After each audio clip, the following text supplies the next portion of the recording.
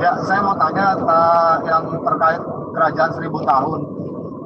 Yang pertama, sebenarnya di kerajaan 1000 tahun itu orang-orang percaya itu goals atau target itu mereka ngapain sih di 1000 tahun itu? Yang kedua, nanti bahasa yang dipakai apa ya Pastor ya? Apakah bahasa roh yang kita kenal sekarang atau bahasa Indonesia atau Inggris atau apa gitu? Itu aja Pastor. Terima kasih. Pertanyaannya keren. Lama, bahasa yang digunakan di zaman kerajaan 1000 tahun, bahasa apa saudara? Tahu nggak tadi saya ngomong apa Pak Herman? Pak Herman? Uku puni bisiki piala lapa sandal lawas. Ngerti nggak tadi saya ngomong apa? Nggak ngerti, Pastor. Nggak ngerti lah kalau bahasa Arab coba sandal lawas. Cuma Anda sekarang ngomong satu-satu di gereja sandal lawas. Kira bala sikara bara sandal lawas. Sekarang mana masih kata bara biri. Bingung saudara. Bingung. Iya, Nah, bingung. bahkan Paulus berkata bahasa roh akan berhenti, ya kan? Iya. Yang ada apa yang tersisa? Kasih. Bahasa kasih. Pendapatmu? Saya waktu di Jerman saya belum bisa bahasa Jerman, saudara ya. Sekarang saya kalau cuma ngomong bisa, kalau buat khotbah saya nggak bisa. Kalau cuma buat ngomong, beli makan apa ya saya bisa ya, tanya jalan ya saya bisa, saudara ya. Ngomong artinya percakapan sederhana ya bahasa Jerman. Tetapi selama di Jerman saya banyak mendapat pertolongan dari orang-orang Jerman karena ada bahasa kasih itu tadi. Ya, bahasa kasih. Orang tahu saya nggak akan celakakan mereka, dan saya tahu mereka tidak akan celakakan saya, dan saya percaya mereka nggak lagi merencanakan sambil ngomong di belakang ini pateni wae Cinoi pateni wae, misalnya begitu ya. Saya tahu mereka nggak akan ngomongin begitu ke saya. Ya, ini ada bahasa kasih, cara memperlakukan, cara senyum, cara apa itu ya, itu bahasa kasih. Jadi kita di sorga itu bukan bahasa Arab, mungkin bahasa Arab malah tidak ada saudara, karena bahasa Arab bahasanya iblis. Bercanda ya saudara ya, bercanda. Bahasa kasih di sorga itu kita menggunakan bahasa kasih ya saudara ya. Bahkan di kerajaan 1000 tahun, bahkan nanti di langit yang baru itu bahasa cinta. Berbagai bahasa semua ada di sorga. Ada ayatnya di mana? Ayatnya dalam Wahyu ke-7 ya. Kemudian daripada itu aku melihat sesungguhnya kumpulan besar banyak orang yang tidak terhitung banyaknya, segala bangsa, suku, kaum, dan bahasa. Segala bahasa. Ya tadi kecuali bahasa Arab mungkin nggak ada saudara. Aduh. Nah sekarang kita ngapain di kerajaan 1000 tahun? Ya kita ngapain saudara? Coba lihat ya, Wahyu 20.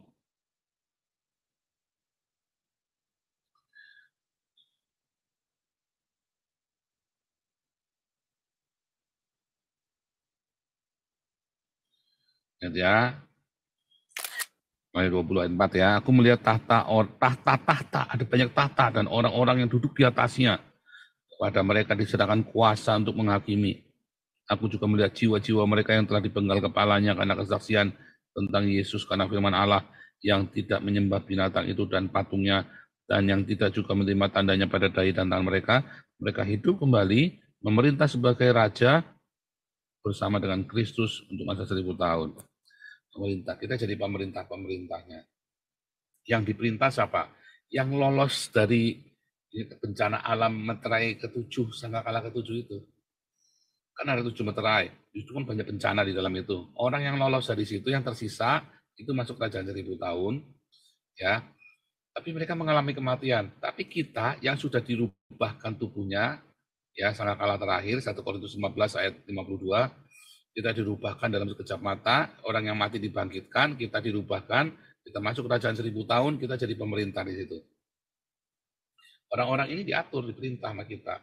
Kita yang setting semua, kita kembangkan. Bahkan mungkin kita pergi ke Mars, mungkin kita pergi kemana-mana.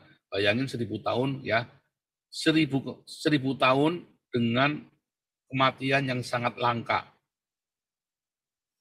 Orang lahir terus, tapi kematiannya sedikit sekali. Ledakan penduduk nggak? Ledakan penduduk pasti. Tapi ingat, kerajaan 1000 tahun itu luar biasa. Oh, damainya nggak ada perang, nggak ada orang ruwet. Sehingga orang pikirnya sehat semua. Dia bisa bikin roket, dia bisa bikin mesin, bisa pergi ke ke Mars, ke bulan, kemana-mana, pulang balik begitu kayak wisata, saudara. Jadi ledakan penduduk pasti. Nah, lalu kemudian siapa yang mengatur mereka selama jumlah yang berpuluh-puluh miliar itu? Ya mungkin kayak ceritanya Star Trek itu, saudara ya. Yang ada di planet ini, planet tadi yang kamu di planet itu ya. Kamu di Tabiru ya, ya kan? Di planet Tabiru kan mungkin kan. Itu ada planet-planet, ada orang di mana-mana ya. Tapi kemudian Indonesia dilepas setelah 1000 tahun. Tiba-tiba mereka jadi jahat. Apa maksud kerajaan 1000 tahun? Orang jahat, tapi nggak ada kesempatan buat bikin jahat. Banyak orang jahat, orang tetap jahat, tetapi tidak bisa berbuat jahat. Nggak ada kesempatan buat berbuat jahat, itu maksudnya. Karena sistemnya kayak di Belanda, apakah orangnya baik? Ya belum tentu baik, tapi sistemnya tidak memungkinkan Anda untuk berbuat kejahatan kayak di Indonesia. Anda mau nyopet misalnya ya, sistem itu dibuat supaya Anda nggak perlu nyopet. Ngapain mau nyopet coba? Kenapa orang nyopet? Ya karena lapar, Pak. Kamu lapar, nggak usah nyopet. Kamu pergi aja ke kantor kecamatan. Ya, saya nyopet ini Pak, karena saya butuh makan Pak, nggak butuh buat ke rumah sakit Pak. Kalau di Indonesia kayak gitu, kalau di Belanda nggak usah. Kamu pergi kantor kecamatan, kamu laporan, ayah saya sakit. Kita nggak punya uang, pensiunnya kurang. Nanti kantor kecamatan kirim ke rumah sakit. Ya, nggak susah. 1 jam selesai, saudara, urusannya. Nggak pakai ribet-ribet berhari-hari kayak di Indonesia. Sistemnya mempermudah begitu rupa sehingga Anda ngapain bikin jahat, gitu loh ya. Kenapa penjara-penjara di Belanda kosong? Oh, penjara di Indonesia penuh overload, saudara ya. Penjara di Belanda malah dibuka, malah dibikin tempat wisata. Malah ada yang jadi camp pengungsi segala macam, malah ada yang jadi asrama polisi, ada yang dijadikan resort, ya. Kosong penjaranya. Penjara-penjara kosong ya di Belanda ya. Karena kriminalitas rendah sekali. Kalaupun ada orang di penjara, yang separuh biasanya imigran yang tidak tahu hukum Belanda. Ya, biasanya gitu ya. Jadi itulah kerajaan 100 tahun. Kita memerintah dibikin satu sistem, orang jumlahnya banyak banget. Nah, mungkin ada di planet-planet di mana-mana. Setelah iblisnya dilepas, mereka bikin jahat lagi. Teknologinya sudah tinggi, ya mereka tembak-tembakan dari satu planet ke planet yang lain, ngelempar pakai nuklir atau pakai bom apa nggak ngerti ya. Makanya langit buminya lenyap, hancur semua, mereka tembak-tembakan sendiri antar planet saling membinasakan, ya kan?